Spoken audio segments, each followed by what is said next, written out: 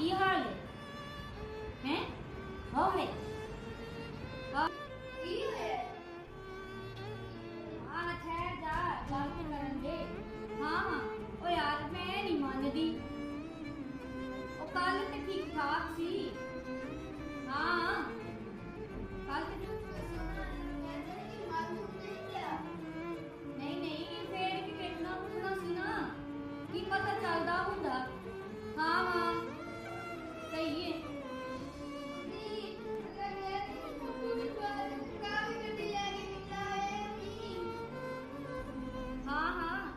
ਨਹੀਂ ਮੈਂ ਕਹਿ ਰਹੀ ਸਾਂ ਮੈਂ ਪਹਿਲਾਂ ਵੀ ਤੈਨੂੰ ਕਿਹਾ ਚੈੱਕ ਕਰ ਲੈਂਦੀ ਨਾ ਕੀ ਪਤਾ ਚੱਲਦਾ ਹੁੰਦਾ